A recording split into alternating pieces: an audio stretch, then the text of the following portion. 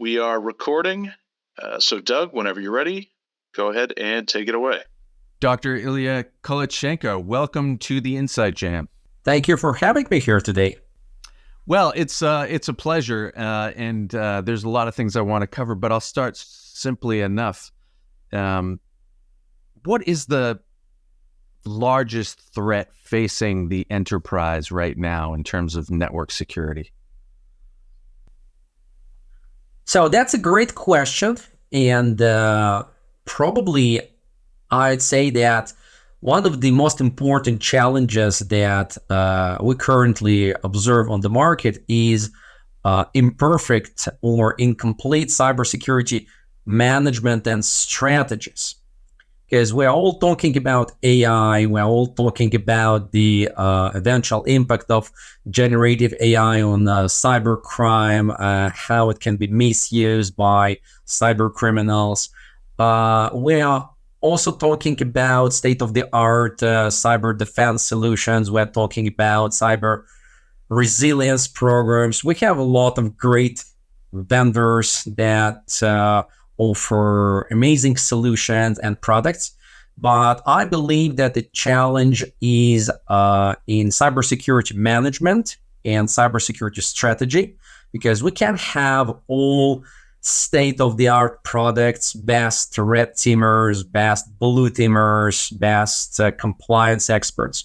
But if we don't have long-term risk-based threat-aware strategy that is incorporated into policies, processes, and procedures, we will fail inevitably. So I believe that companies of all sizes, including the SMEs, they should probably start with a cybersecurity strategy. They need to have, first and foremost, a comprehensive inventory of their data. Unfortunately, it's easier said than done, but it is an indispensable ingredient of your cybersecurity strategy, because if you don't know who are the third parties, who are the fourth parties, who have access or who process your data, you will fail, because your network can be very well designed and be almost unhackable, at least hypothetically. But then your suppliers, your third parties, for example, your lawyers, your accountants will be compromised and your data will be stolen. Same about risk management. And this is something that I personally see with new regulatory enforcements and how different regulatory agencies in Europe, in the US are enforcing data protection, privacy laws. The key is that you need to have strategy that you can cogently explain. For example, regulators do not expect you to be a superhero, and they will probably not expect you to have daily penetration testing, red teaming, bug bounties, unless you're a big financial institution. But if you say that, okay, I'm running my annual or biannual penetration testing, you should be able to explain why you run it annually or biannually or quarterly. You can also run it, twice every month, or you can run it every 2 years. That's fine. You just need to be able to explain how did you calculate the risk, how did you assess the threats, and then also, very important thing, it's not just about testing and implementing security controls. It's about how to address the findings, because many companies, they somewhat overinvest in cybersecurity, implementing countless control solutions products, but they have insufficient cybersecurity people to monitor logs, to respond. Eventually, they have piling logs and reports with problems, vulnerabilities, and basically speaking, they waste their money. And when regulators audit them and see that they have everything, but they do not respond, this can be a big trouble. So obviously there's a lot to unpack there, but I'm curious about how you're supposed to understand. I mean, let's talk about the SMEs for a second. So how do you, if you are using a lot of cloud solutions and you're basically your data is being controlled in a lot of different cloud environments, how do you know where you're vulnerable? And are you just simply at the mercy of the cloud provider, the SaaS providers that are handling your data? Like, how can you even get a handle on that? I would probably say that the short answer is yes, because if your cloud provider is compromised, your data will likely be compromised. Having said this, for example, when you use well-established, cloud providers like AWS, Microsoft Azure, Google Cloud, you have all the features and functionalities. You have all the products that allow you to make state-of-the-art data protection and encryption. So even if AWS is compromised, highly likely your data can still be protected. It's not something that you can easily configure by default. You'll probably need some advanced encryption solutions, but you can make your data really secure in a cloud environment. This, however, requires a lot of effort and a lot of skilled cloud engineers. And nowadays, and still in 2024, we see that many companies, including SMEs and including large organizations, they simply take smart, intelligence, and cost-driven solution that we are moving everything to a cloud environment. Great. Do we need to train our people? No, probably later, because they are smart, skilled, and talented engineers, so they need no training, or probably they can go on YouTube and watch some free cloud security webinars available there. This is a great recipe for a disaster, okay? So training is probably very important in the cloud environment, because in my experience, a vast majority of cloud security incidents, they happen because of misconfigured or underprotected cloud storage products and systems that are actually a result of human error.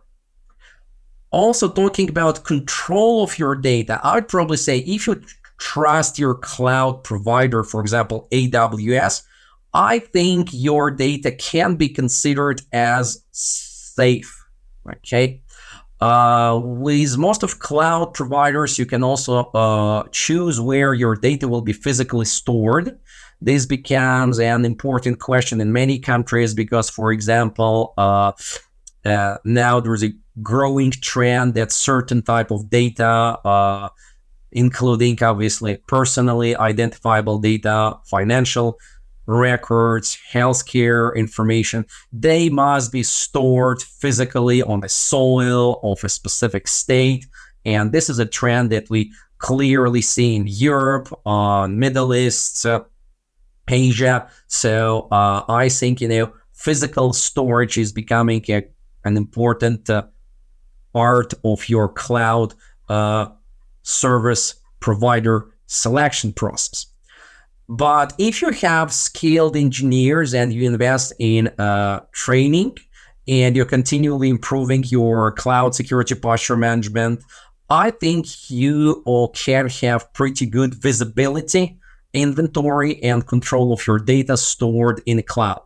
Then, of course, if we are talking about, software as a service, or however we call them, because if we take Zoom, for example, arguably it's a SaaS provider, right? But the question is that many financial institutions, healthcare providers, they use Zoom to talk to their clients to discuss very sensitive matters, and that's perfectly fine. However, some of your employees may unknowingly or accidentally store these recordings of their conversations in the cloud environment of Zoom. And per se, that's not a problem. But if you don't know that your sales team is storing their recordings with clients somewhere, this can be a big problem. Yeah. So there's a lot there, but I'm wondering about the level of sophistication of the threat, and in particular with the kind of proliferation of AI tools and more sophisticated phishing and penetration. How does it end? I mean, how does the defense stay ahead of the attack? Do you know what I'm saying? It seems to me like the attack there's always going to be bad actors, and the tools that the bad actors have access to now are only getting more and more sophisticated, to the point where it seems to me that it's almost a losing game to try to stay ahead of the attack, that the defense is always going to be on its heels, I think. I mean, you're on the defense side. Tell me, I mean, how do you deal with the more and more sophisticated developments in attacking? So I think you made a great point, and let me probably start with a specific example how artificial intelligence and machine learning have been using in cybersecurity. So, for example, what we do at ImmuniWeb, we have been using AI, including generative AI, and I'm not talking about LLM-powered generative AI. I'm talking about less sophisticated models. What we've been doing, for example, in web application security testing and penetration testing. Frequently, you have a case when the web application is behind the web application firewall, and your penetration testers may spend long hours trying to bypass the web application firewall. Sometimes it's a simple task, sometimes it can really take a few hours, and sometimes it just not bypassable at all. This happens.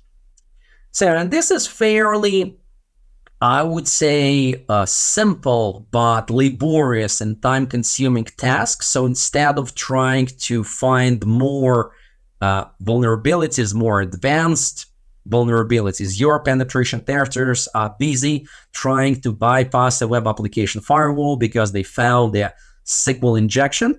But to deliver high quality report to the client, you have to demonstrate whether the web application firewall is bypassable or not. So basically speaking, they are wasting their time and they are wasting your client's money. So what we did, we trained several models to intelligently bypass web application firewalls. Okay. So instead of spending many hours, we can sometimes bypass web application firewall within minutes. Okay.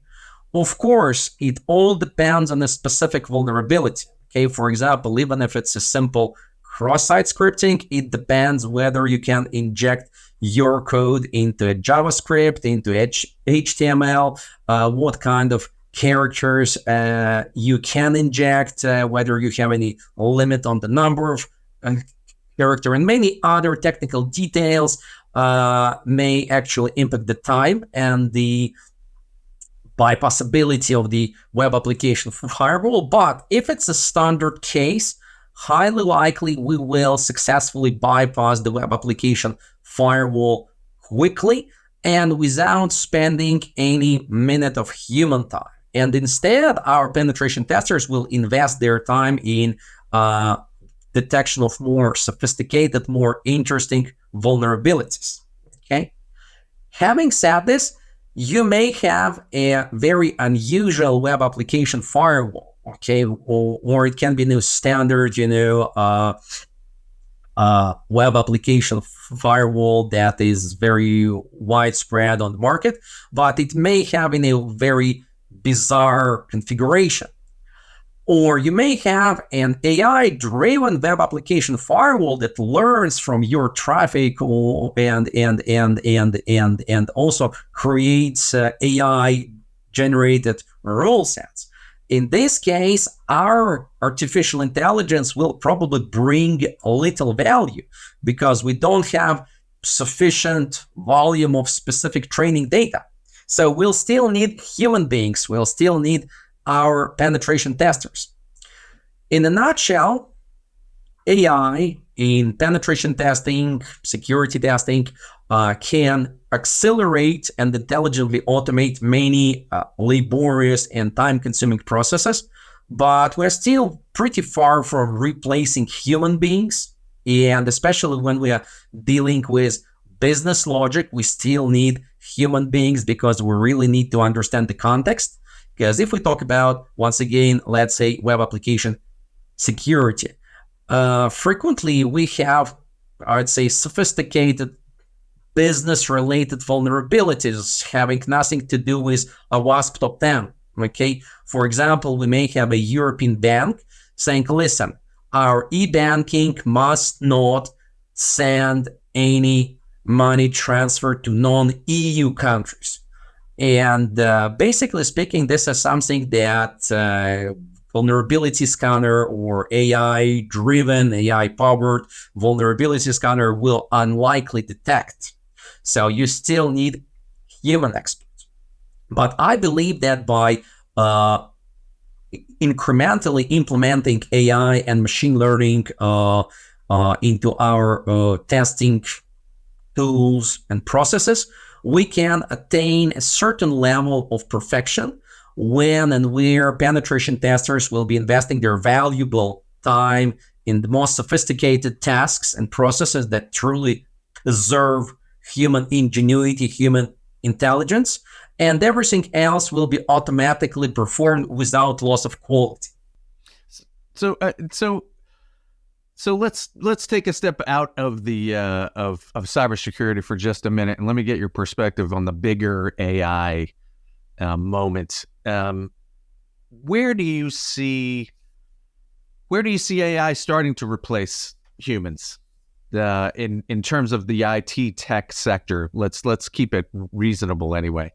I mean, where do you see, the CEO of NVIDIA said that basically coding is going to become something that that everybody will be able to do and nobody will need to do because it'll be AI generated in no time, to the point where it's you won't need junior developers, let's say. I mean, where do you see, if you were to just kind of take a step back from and just see the moment as AI is starting to spread across the land, and you can see where it's going, and it's clearly going in an absolute breakneck pace. Where do you see that starting to impact the human information worker? Well, I'd probably say that in my viewpoint, AI will be a great replacement for many executives. To start with, because AI can tell you eloquent nonsense that will certainly inspire investors, shareholders, partners, and customers. So AI can be great, in writing, speeches for politicians as well. I think, many politicians can try to use ChatGPT to improve their public speaking. Speechwriters are gone. Yeah, exactly.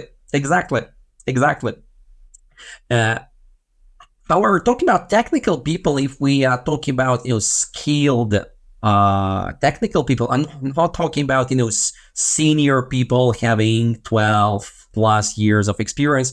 I'm even talking about juniors who've been in the industry for the last 3 years, for example. Yeah. I think their jobs will definitely see a significant transformation, but we will still need all of them, probably. Because, for example, when we're talking about, automating, software creation, For in UniWeb, and we're an application security company, for us it will be a gift, because all these LLM models, they are trained on very different, pieces of code, and we'll certainly see LLM models producing vulnerable and insecure code. So we'll always have enough projects for security scanning, penetration testing. So for us, the more AI is used for software development process, the better it is. Another thing that when we're talking obviously about, simple things like, building personal website, okay, when you just need HTML and JavaScript or some foundational PHP skills, for example. Of course, such jobs will be replaced, but honestly, if you're still doing, website for individuals, probably you should consider changing your job, okay? Because we're in 2024 and we don't even need AI to replace such people, but we have many automated platforms when you can easily create your own website with your custom design and everything almost for free and in few minutes. But software developers, security engineers, because we had many ideas about generative AI in cybersecurity, including what we call now infrastructure as a service. This is basically speaking when you deploy your cloud infrastructure by writing code. I guess we'll have so many failures, so many problems that we will sooner or later see a mandatory policies by private companies, later probably some laws and regulations that will clearly say that no code, no software, no configuration files must be released into production environment unless you have a human being who controlled it. So I think, for example, Microsoft Copilot is a great tool. We shall, of course, keep an eye on the ongoing litigation, because I think, all the issues of intellectual property infringement when training LLMs, they represent a high risk for many generative AI companies. However, Copilot, whether being used for programming or email writing or anything else, it helps. So it will probably accelerate our jobs. And I personally like this concept because, previously, software engineers, they had to code certain basic components of their programs from scratch. And it was, copy pasting. Now they are augmented with AI, and instead of wasting their precious time on copy pasting their code and also copy pasting errors, they can focus on creating beautiful, powerful, efficient, and secure software. So I definitely see this as an improvement, but I don't think that if we want to create a complicated piece of software, being a database, like Oracle, I think AI will not be able to create anything comparable within the next decades, even centuries. So I think software engineers, they will certainly see certain transformation.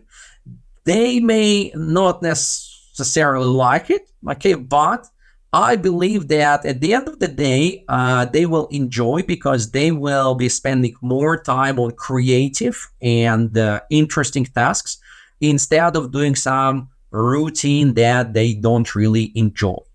If the career path for a senior architect, software architect, is to begin as a junior developer, but now there are no junior developer jobs potentially, or less junior developer jobs, because artificial intelligence is going to be able to handle some of the more menial coding tasks, no question. What's the career path? I mean, how do you work your way up? I mean, one of the kind of tried and true reasons why you become a great architect is because you were a grunt developer at one point. and you understand code at the command line level? I'd probably say that we'll still need junior software developers, probably less than we needed them back in 2021, for example. However, I think that it will be virtually impossible to just eliminate juniors. If we're talking about lawyers, they'll still need paralegals. If we're talking about, cybersecurity companies, they'll still need junior penetration testers. If we're talking about software companies, they'll still need junior developers, because we'll have all these simple tasks. Probably they will be different, because now junior engineer, typically he or she does some simple coding, some code compatibility checking, maybe you're writing the documentation and doing some simple tasks. It really depends on the company and on your team. So let me ask you about let me have you put your legal hat on, because I know you wear lots of hats. And let's talk about paralegal for a second, because in my mind, paralegals, you mentioned briefly, that's a good example of potentially an indefensible professional role that was in the past considered quite a level of attainment, just below lawyer, bar certified lawyer. With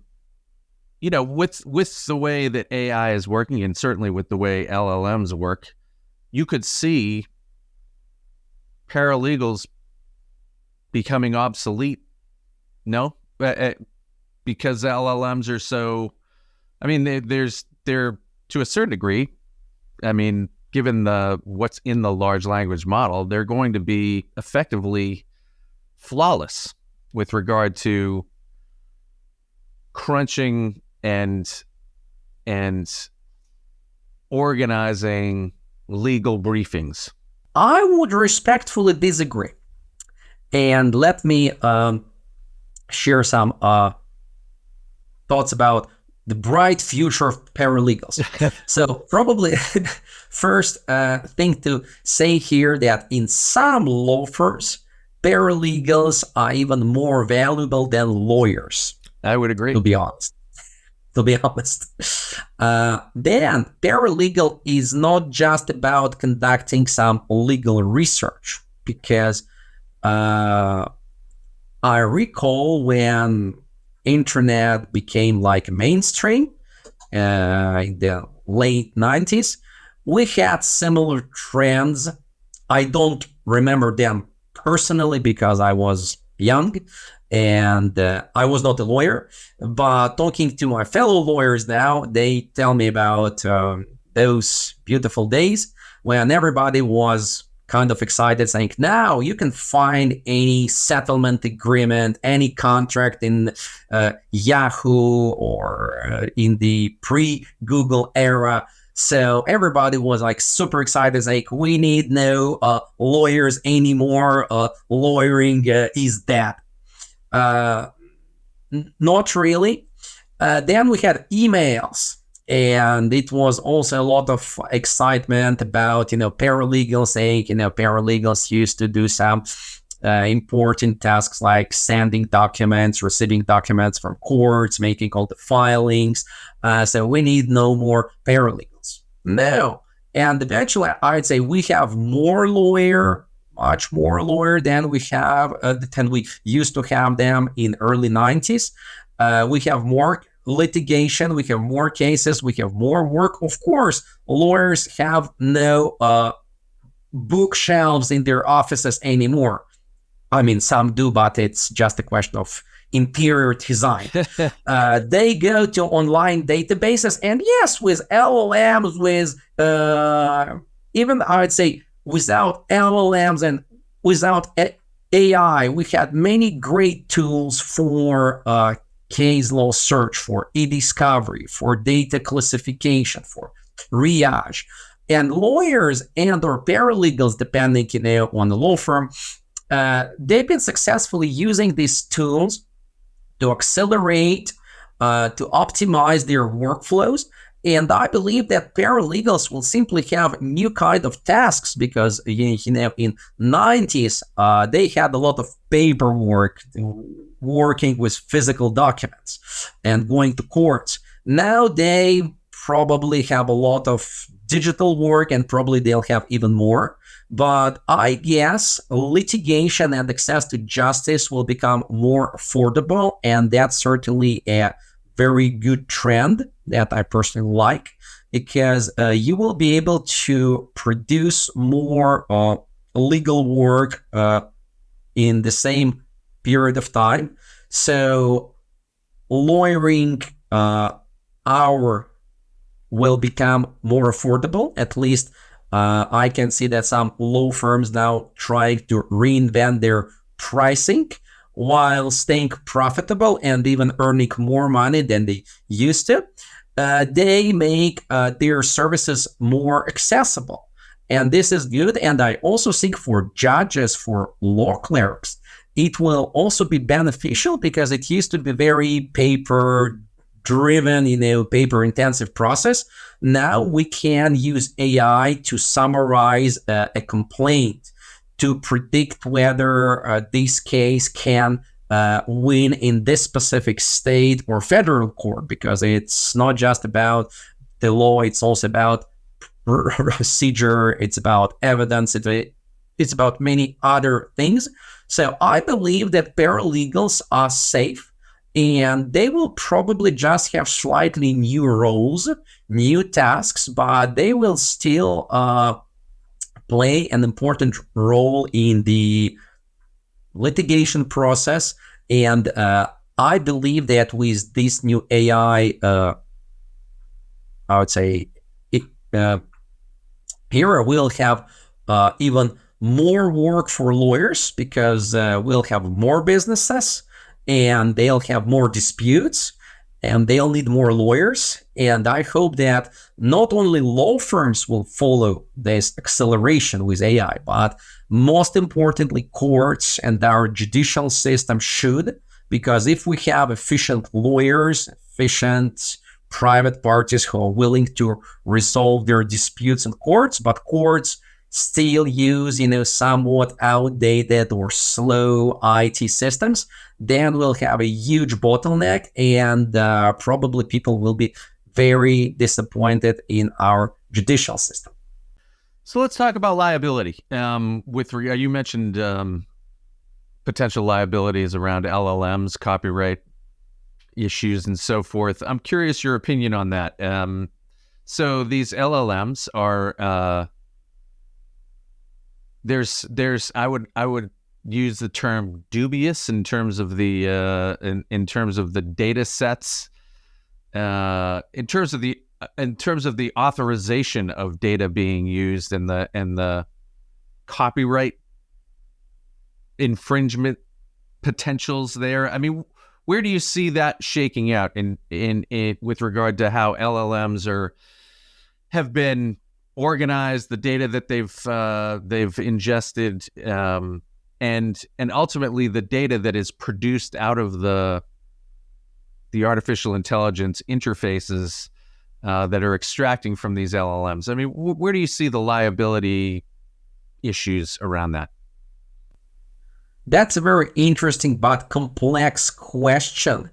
Probably what will be more relevant to start with is the inevitability of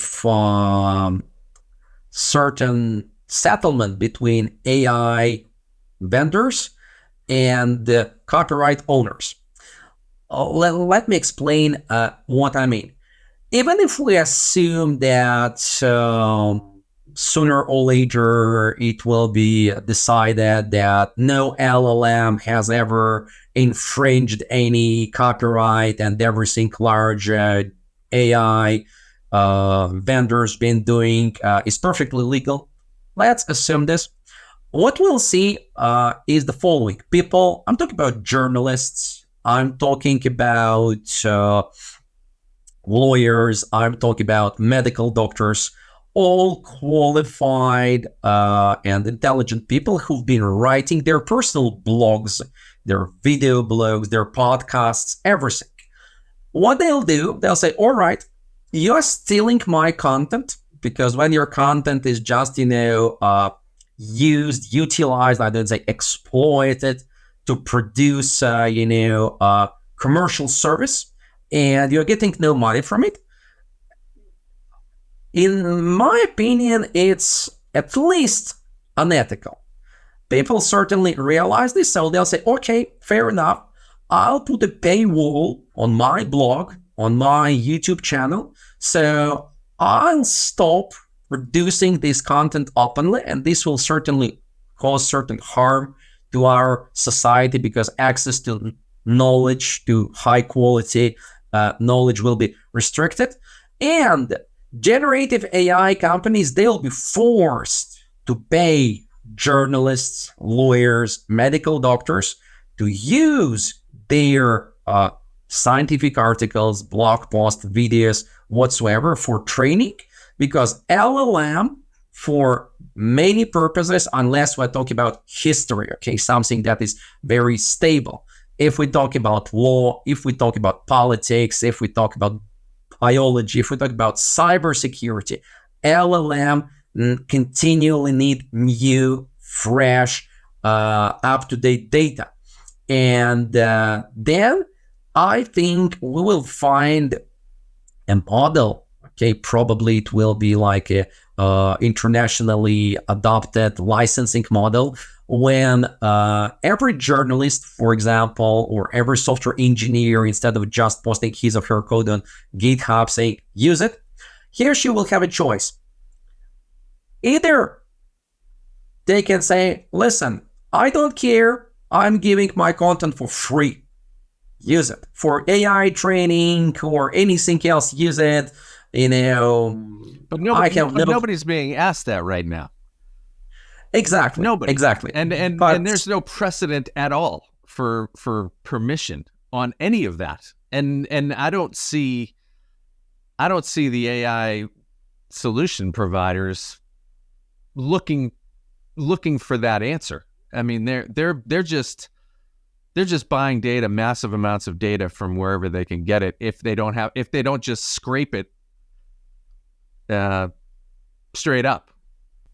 I agree that, probably this fair licensing model is somewhat embryonic, okay, but OpenAI is now actively dealing with different media content providers to get lawful access for their content to be used for LLM training purposes. So we definitely see some progress, and I believe it will be rapidly growing in the future, because in a couple of years, all the way down. I mean, I can see them wanting to deal with the New York Times or whoever is kind of suing them at the moment, because the New York Times has certainly the leverage and the skin in the game and the influence. But I mean, you're talking about all the way down to Substack level writers who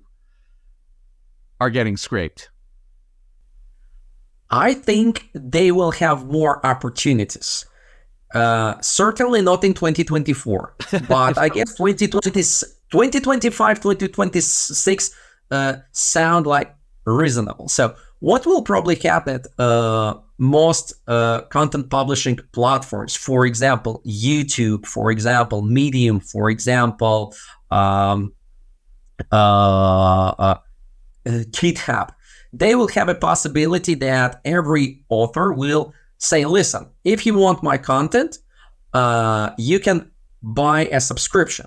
And subscription will be designed either for human beings, okay? It can be either, unlimited subscription or pay per article, pay per podcast, and so on. Or it can also be licensable for LLM training purposes. And in this case, all journalists, they will have an additional income. They will, on one side, they will have more competition, because some of simple articles will be written by LLM. On the other side, they will have complicated articles, for example, when you need to do, thorough fact checking and to be politically correct and to make sure that you properly advocate for both sides of the story and you incorporate, quotes from your journalistic sources in such a manner not to expose them accidentally. So you will still be producing high quality content. And if you are willing to license it to OpenAI, for example, OpenAI will be paying you. I'm not yet sure, and I don't know how it will be. Maybe it will be like, annual subscription fee or pay per click, pay per user, pay per number of characters. But we will sooner or later arrive to this equilibrium, because now what I see when I open different blogs, different resources that used to be free in the past, now you have to solve a CAPTCHA. You need to create an account, then you need to prove that you are human, then you need to prove that you are not a robot, then you need to upload a scan of your ID, then you need to solve a CAPTCHA to upload your scan to your ID. So it's a complicated process, and I believe that many individuals, companies, and platforms, they respond like this to this massive and I'd say unauthorized content scrapping that was performed, that has been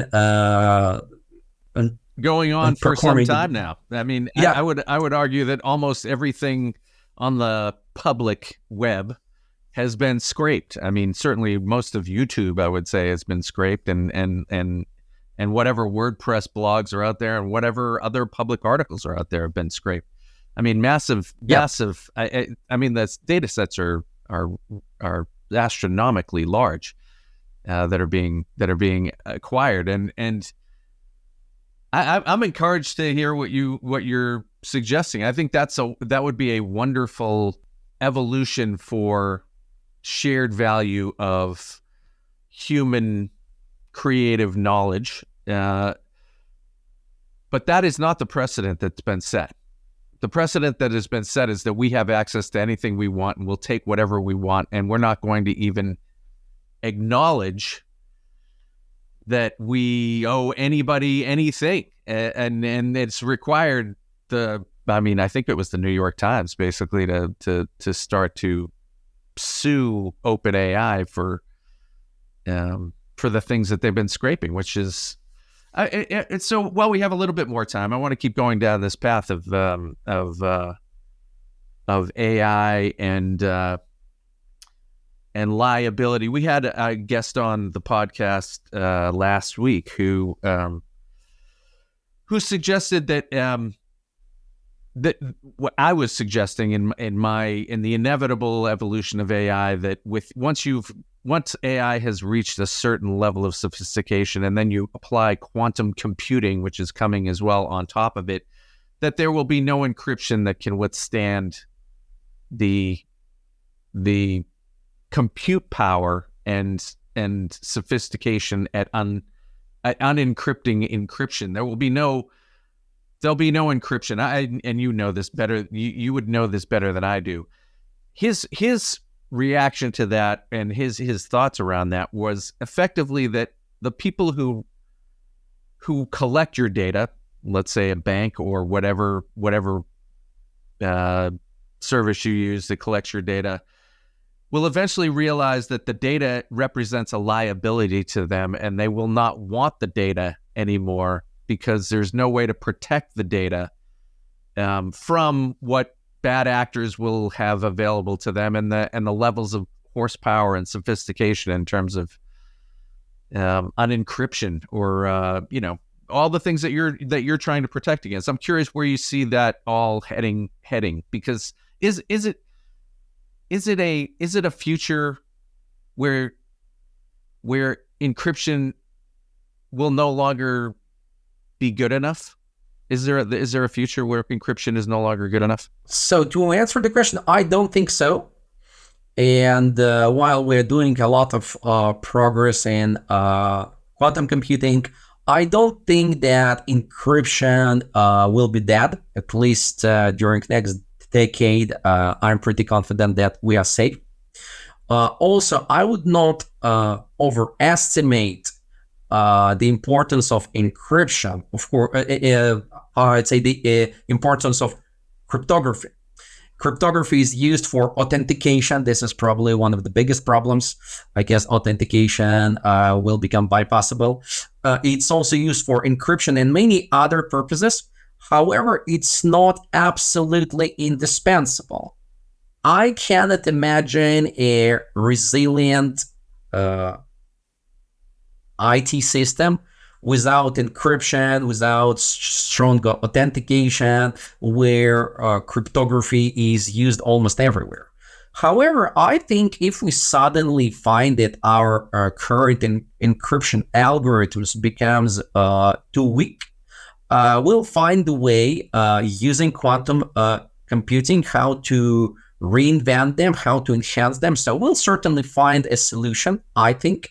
And also, I would say cryptography is not like the only pillar of cybersecurity, and if one day it collapses, everything is doomed to definitely and permanently to collapse.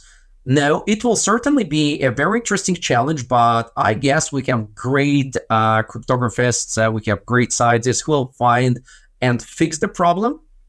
And if I may also add quickly to our previous point, I would also not kind of overestimate the power of AI and LLMs because, for example, in 2022, I personally perceive that many AI vendors, they demonstrated certain degree of arrogance and disrespect vis-a-vis copyright owners.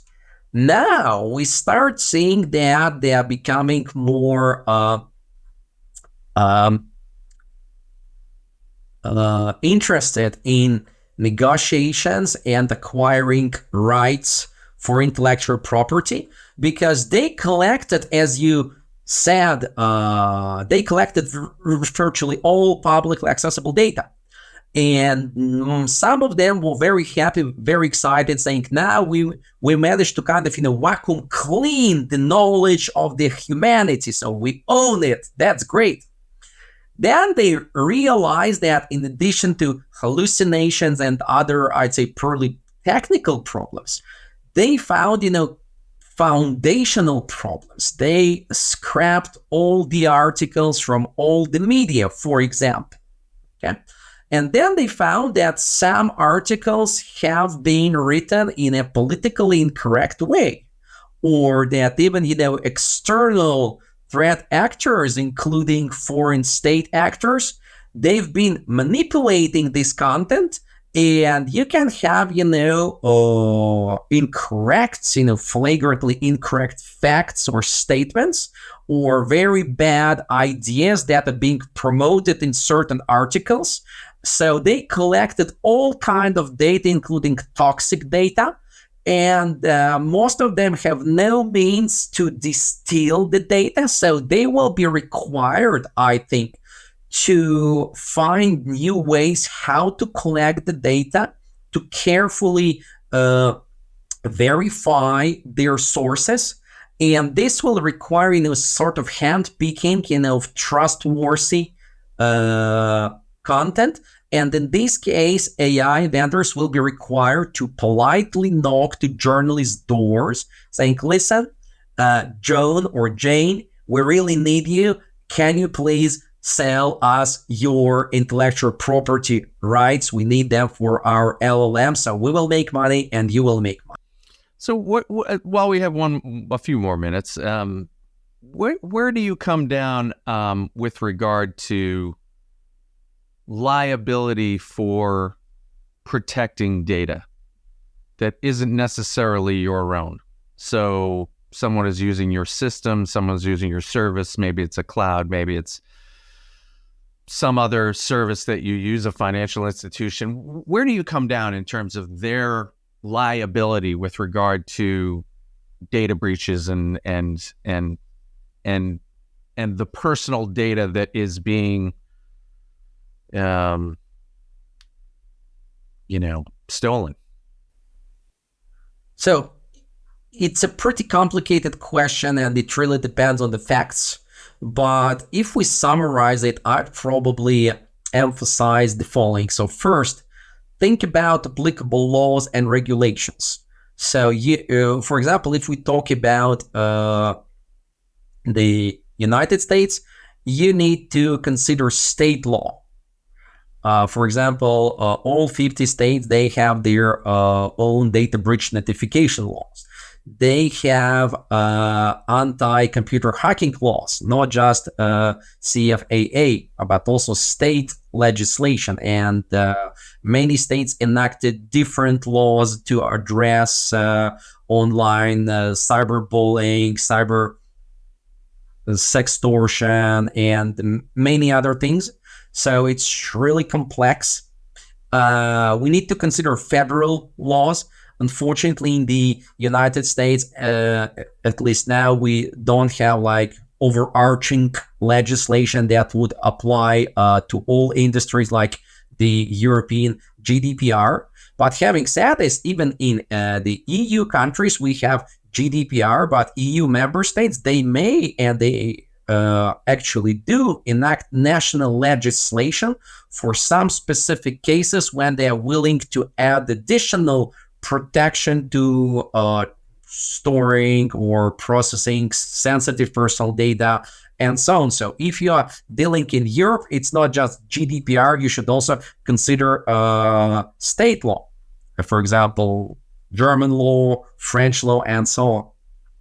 Importantly, you also need to consider different administrative regulations. For example, the FTC is doing a great job in enforcing cybersecurity, data protection, and privacy. And they can be a very dangerous opponent if you mislead your customers in your data protection, privacy practices. And I'd probably say that FTC is probably the leading federal regulator and enforcer of data protection law as of today. And most importantly, are they sophisticated enough to have that responsibility? Yes, I think probably FTC is one of the most sophisticated agencies. We also see other agencies joining the game, for example, the SEC, many others. But I think FTC is probably the most advanced in terms of their resources and experts they have. And just in it to finish, you also need to consider contractual duties and liabilities you may have, because this is probably a nightmare for most lawyers when they try to make an inventory of contracts they have with clients, partners, service providers, and all data protection, incident disclosure clauses that are here. Probably for most legal departments, it will be a nightmare. Well, it's a fascinating conversation. I am always intrigued to get everybody's opinion. I very much appreciate all of your thoughts today. This was a great conversation, and I look forward to having another one in the future. Dr. Ilia Kolochenko, thank you very much today for the time. It was a good conversation, very much appreciated, and best of luck with all that you're working on and everything you're doing for the rest of the year. Thank you very much, and thank you for having me here today. You bet. Solutions Review is inviting you to join InsightJam.com. What started a few years ago as a social media event to celebrate enterprise technology has now grown into an always-on tech community with live events, discussions, videos, vendor showcases, and industry resources. Our vetted roster of experts, thought leaders, and analysts are sharing tips and tricks daily. So if you're interested in getting involved, join the long list of companies and brands who have already participated by visiting InsightJam.com today.